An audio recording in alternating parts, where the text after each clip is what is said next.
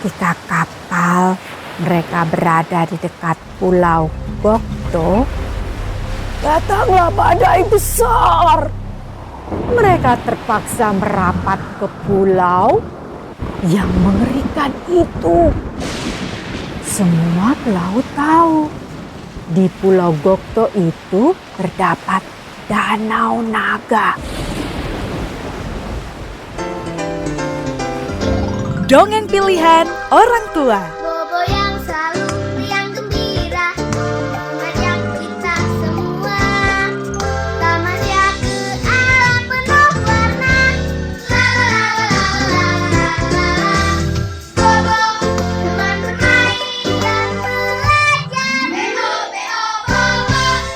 Halo, ketemu lagi dengan Kak Lucy. Kak Lucy hari ini akan membawakan sebuah dongeng legenda dari negeri Korea. Seperti apa ya? Yuk kita dengarkan dongengnya bersama-sama. Judulnya Kotaji, Sang Ahli Panah. Dahulu kala, kerajaan Silla diperintah oleh seorang ratu, namanya Ratu Jinsong. Agar kerajaannya semakin kuat, Ratu Jinsong ingin menjalin persahabatan dengan kaisar dari kerajaan Tang. Maka pada suatu hari, Ratu Jinsong memanggil putranya Pangeran Yang Bai. Berlayarlah ke kerajaan Tang putraku. Sampaikan hadiah tanda persahabatan dari kerajaan kita pada Kaisar Tang. Ibu akan mengumpulkan 50 pemanah ulung dari kerajaan kita untuk menjagamu selama di pelayaran, ujar Ratu Jinsong. Pada masa itu, lautan memang dikuasai oleh bajak laut kejam bernama Baik J dan gerombolannya yang jahat sekali. Pangeran Yang Bai lalu berlayar menuju kerajaan Tang bersama para awak kapal dan 50 pemanah ulung. Seperti yang sudah diduga, di tengah laut mereka diserang bajak laut Baik J dan gerombolannya. Pangeran Yang Bai bertaruh sekuat tenaga. 50 pemanah ulung juga mengeluarkan seluruh kemampuan mereka dalam memanah. Di antara mereka ada satu orang bernama Kotaji, pemuda yang terkenal paling ahli memanah. Setelah lolos dari bajak laut Baik J, Pangeran Yang Bai dan anak buahnya melanjutkan perjalanan. Ketika kapal mereka berada di dekat pulau Gokto, datanglah badai besar. Mereka terpaksa merapat ke pulau yang mengerikan itu. Semua pelaut tahu di pulau Gokto itu terdapat danau naga. Danau itu adalah tempat tinggal sepasang ter, sejenis naga laut yang ganas.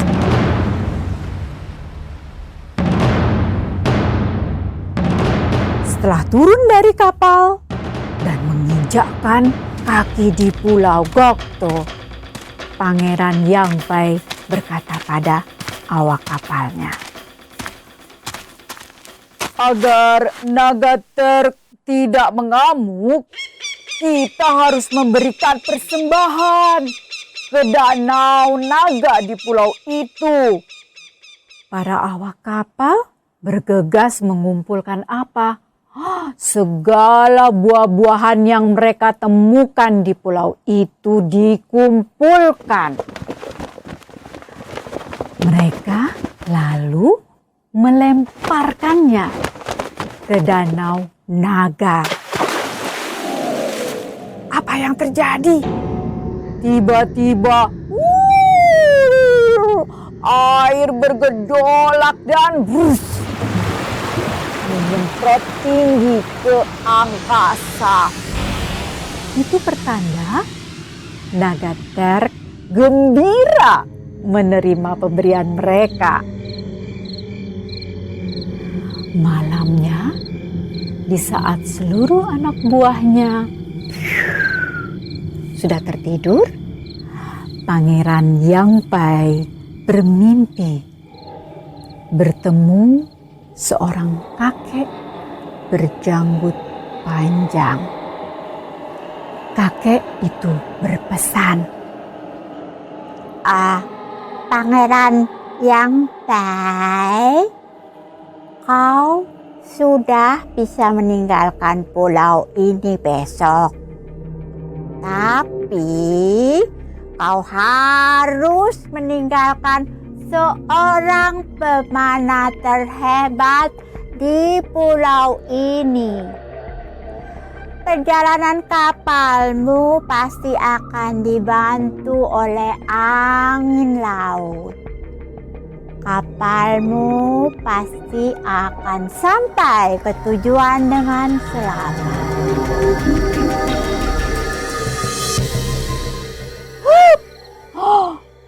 Pangeran Yang Pai terbangun dan langsung memanggil para pemanah. Ia menceritakan mimpinya.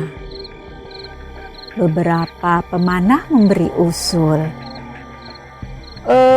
Kami akan mengukir nama kami masing-masing di sepotong kayu, lalu melemparkannya ke air.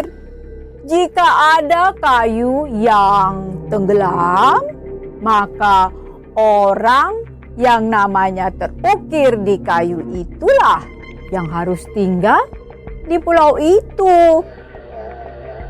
Usul mereka. Pangeran Yang Pai setuju. 50 pemanah hebat itu lalu mengukir nama mereka masing-masing di sepotong kayu. Lalu kayu-kayu itu dilemparkan ke danau. Ternyata hanya satu kayu dengan ukiran nama Kotaji yang tenggelam ke dasar danau. Dengan berat hati, Pangeran Yang Pai akhirnya meminta Kotaji untuk tetap tinggal di pulau itu. Kau adalah ahli panah yang paling jitu dan kesayanganku. Aku percaya kau pasti berhasil menjalankan tugas apapun yang akan kau terima nanti, ujar Pangeran Yang Pai memberi semangat. Kapal Pangeran Yang Pai lalu melanjutkan pelayarannya. Angin laut yang lembut menyertai perjalanan kapal itu. Kotaji berdiri di tepi pantai, menatap sedih kapal yang berlayar meninggalkannya. Tiba-tiba 2 tiang air tersembur dari dasar danau naga. Bersamaan dengan itu muncullah seorang kakek berjanggut putih panjang. Aku Dewa Laut Barat. Setiap pagi saat matahari terbit, ada monster rubah turun dari langit. Ia melingkari danau ini 3 kali sambil membaca mantra. Aku, istri dan putriku seketika mengambang keluar ke permukaan air. Monster itu berkali-kali mencoba menarik putriku.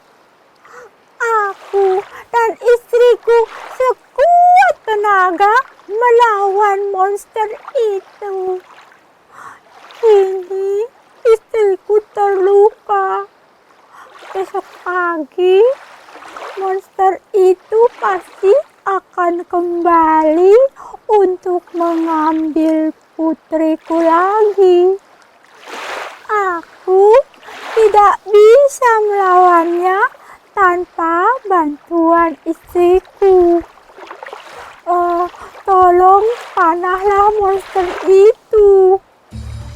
Pinta Dewa Laut Barat pada Kotaji. Memanah memang keahlianku. Aku akan berusaha menolongmu, Kata Kotaji. Dewa Laut Barat berterima kasih pada Kotaji. Ia lalu masuk kembali ke dalam Danau Naga. Kotaji bersembunyi di belakang sebuah pohon besar, menunggu kedatangan monster itu.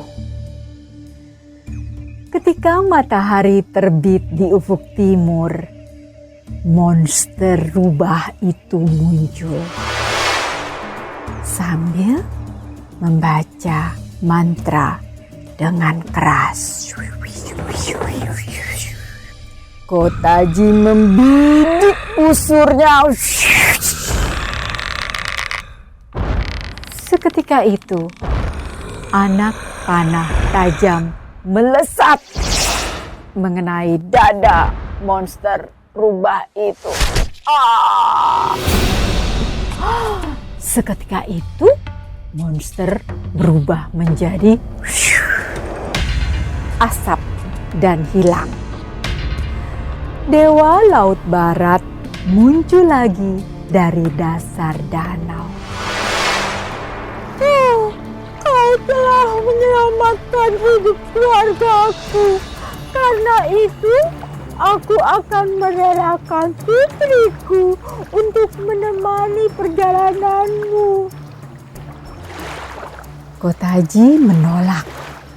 Namun Dewa Laut Barat dan putrinya memohon sebagai ucapan terima kasih keluarga mereka. Akhirnya Kotaji pun mengizinkan putri cantik itu menemaninya. Aku akan mengubah putriku menjadi bunga untuk kau sematkan di dadamu. Aku akan memerintahkan sepasang naga terk peliharaanku untuk membawamu menyusul kapal Pangeran Yang Pei. Setelah kau naik ke kapal itu, 2 ekor naga ini akan terus mengiringi kapal itu sampai ke pantai Kerajaan Tang. Selamat tinggal dan semoga sukses untuk kalian berdua. Maka sepasang naga terk membawa Kotaji menyusul kapal kerajaan Sila.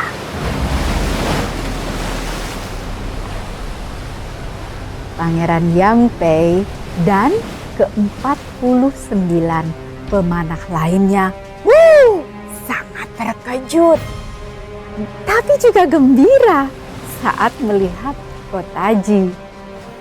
Ketika kapal mereka tiba di pelabuhan Tang, rakyat kerajaan itu heboh melihat sepasang naga truk mengiringi kapal itu. Wow! Mereka melaporkan kejadian luar biasa itu kepada Kaisar Tang. Kaisar Tang langsung menyambut dan mengundang Pangeran Yang Pei dan juga Kotaji ke perjamuan di istana. Dengan senang hati, Kaisar Tang bersedia menjalin persahabatan dengan kerajaan Silla yang tampak hebat. Ketika kembali ke kerajaan Silla, Ratu Jinsong dan Pangeran Yang Pei memberikan banyak sekali hadiah kepada Kotaji. Kotaji sangat gembira, apalagi ketika tiba di rumahnya. Bunga di dadanya berubah menjadi putri cantik lagi. Beberapa waktu kemudian, Kotaji menikah dengan putri Dewa Laut Barat itu. Mereka hidup bahagia. Apa ya pesan dari dongeng kali ini? Pesannya adalah kita harus tetap semangat dan pantang menyerah ketika menemukan kesulitan. Sampai jumpa di dongeng berikutnya. Salam. Hai teman-teman, terima kasih sudah mendengarkan dongeng pilihan orang tua. Sampai berjumpa di dongeng berikutnya ya teman-teman. Dadah!